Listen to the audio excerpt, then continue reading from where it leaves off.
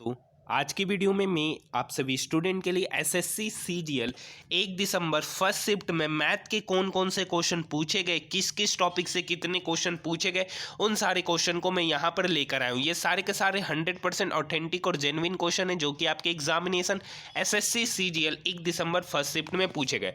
वैसे स्टूडेंट जो जीके और इंग्लिश का एनालिसिस देखना चाहते हैं तो इसी चैनल पर ऑलरेडी कराया जा चुका, आप वहाँ जाकर जीके और इंग्लिश का भी एनालिसिस देख सकते हैं। अगर आपको इसका पीडीएफ चाहिए तो टेलीग्राम ग्रुप का लिंक वीडियो के डिस्क्रिप्शन में दे रखा है, वहां से पीडीएफ आप फ्री में प्राप्त कर सकते हैं। बात करते हैं आज का पेपर का जो लेवल है, वो पेपर का लेवल है वो आपका इजी टू मॉडरेट आपका मैथ का पेपर का लेवल देखने को मिला है। बात करते हैं कौन कौन से क्वेश्चन आपके एग्जामिनेशन में पूछे गए। एक क्वेश्चन पूछा गया है, संख्याओं का एचसीएफ 12 है तो कौन एलसीएम नहीं होगा। तो कौन एलसीएम नहीं होगा, इसके 4 ऑप्शन दे रखे थे। एक ऑप्शन था 72, एक ऑप्शन था 60, एक ऑप्शन था 84 और एक ऑप्शन था 90। अब देखिए संख्या का एचसीएफ 12 है तो एलसीएम जो भी होगा वो 12 का मल्टीपल होगा। एलसीएम जो भी होगा वो 12 का क्या होगा, मल्टीपल होगा। 12 छक 72, 12 पचे 60, 12 सत्ती 84, ये तीनों एलसीएम हो सकता है उस नंबर का, पर जो 90 ऑप्शन दे रखा है इस क्वेश्चन का सही उत्तर होगा, क्योंकि अगर एलसीएम जो भी होगा वो एचसीएफ का मल्टीपल होगा। एचसीएफ का मल्टीपल होगा जो कि आपका ऑप्शन ए बी सी था, 90 नहीं था, तो जो इस क्वेश्चन का सही उत्तर होगा। देखिए एक क्वेश्चन पूछा गया है कि यदि प्रिंसिपल 2500 है, टाइम 8 वर्ष के लिए, अमाउंट दे रखा है 3000, देन फाइंड रेट। सबसे पहले हम लोग टॉपिक बात करते हैं किस किस टॉपिक से क्वेश्चन पूछे गए। देखिए आज आपके एग्जामिनेशन में डीआई से आपके एग्जामिनेशन में 2 क्वेश्चन पूछे गए। ज्योमेट्री से आपके एग्जामिनेशन में 2 से 3 क्वेश्चन पूछे गए। टाइम एंड डिस्टेंस से आपके एग्जामिनेशन में क्वेश्चन पूछे गए हैं। सिंपल इंटरेस्ट से आपके एग्जामिनेशन में 1 क्वेश्चन पूछे गए हैं।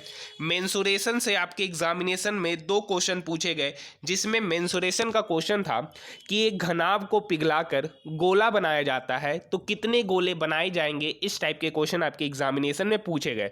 तो इस क्वेश्चन को बनाने के लिए बस क्या करना था, वॉल्यूम को दोनों तरफ इक्वल कर देना है। एलजेब्रा से आपके एग्जामिनेशन में 2 क्वेश्चन आपके एलजेब्रा से पूछे गए हैं। ट्रिगोनमेट्री से आपके एग्जामिनेशन में क्वेश्चन पूछे गए। प्रॉफिट एंड लॉस से आपके एग्जामिनेशन में 2 से 3 क्वेश्चन देखने को मिले हैं। देखिए क्वेश्चन पूछा गया है कि यदि प्रिंसिपल 2500 दे रखा है, टाइम 8 वर्ष एंड अमाउंट, देखिए स्टूडेंट को याद नहीं था कि अमाउंट क्या दे रखा था, तो हम अपने मन से मान लिए 3000, तो फाइंड रेट।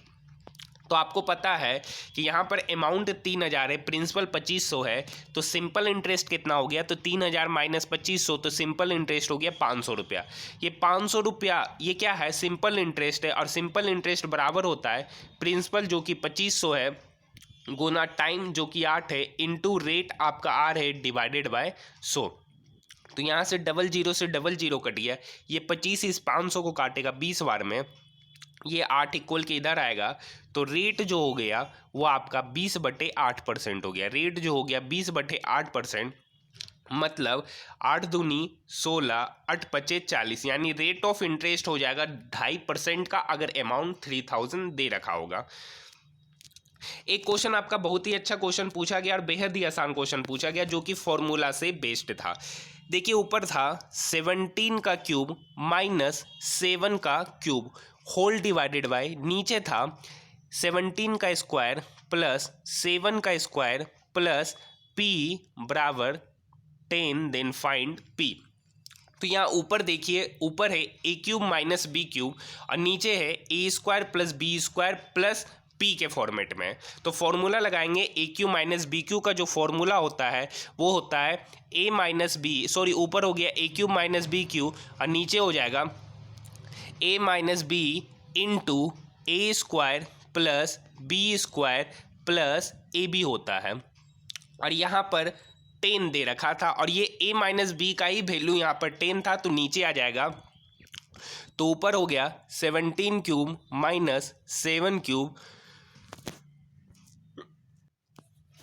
ऊपर हो गया 17 cube minus 7 cube whole divided by 17 minus 7 into 17 square plus 7 square plus p equals to 1। अगर ये टर्म इक्वल के इधर होता तो ये वाला टर्म ए क्यू माइनस बी क्यू बराबर हो जाता नीचे वाले टर्म के। तो यहाँ पर जो पी का जो वैल्यू होगा वो 17 गुना 7 होगा, यानी 17 सती, 17 और 7 का मल्टीप्लिकेशन होता है। तो 17 सती आप सभी को पता है कि 17 सती कितना होता है, 119 होता है। तो इस क्वेश्चन का जो सही उत्तर होगा वो आपका 119 होगा। एक क्वेश्चन पूछा गया, find cos 45 whole divided by sec 30 plus cosec 30 degree. एक क्वेश्चन पूछा गया cos 45 whole divided by sec 30 plus cosec 30 degree. अब आपको पता है कि कोस 45 का जो वैल्यू होता है वो 1/√2 होता है।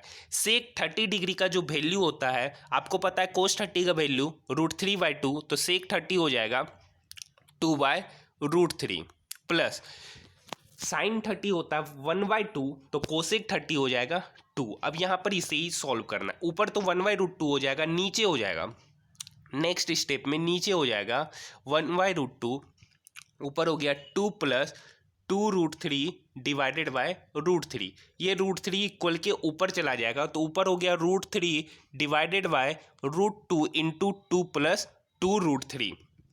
इसका सही उत्तर हो जाएगा √3 डिवाइडेड बाय √2 इंटू 2 प्लस 2√3, जो कि इस क्वेश्चन का सही इसका उत्तर हो जाएगा √3 डिवाइडेड बाय √2 इंटू 2 प्लस 2√3। अगर इसी को नेक्स्ट टर्म में लिखेंगे तो 2 कॉमन ले लेंगे, तो अंदर हो जाएगा 1 प्लस √3, यानी √3 डिवाइडेड बाय 2। इसी तरीके से आपका आंसर हो जाएगा। एक क्वेश्चन पूछा गया 169 एंड 144 का मध्यानुपात क्या होगा। अब आप सभी स्टूडेंट को पता है कि मध्यानुपात जो होता है वो 2 नंबर का मल्टीप्लिकेशन का स्क्वायर रूट होता है, 2 नंबर का मल्टीप्लिकेशन का स्क्वायर रूट होता है। तो यानी 169 इंटू 144 का स्क्वायर रूट लेंगे।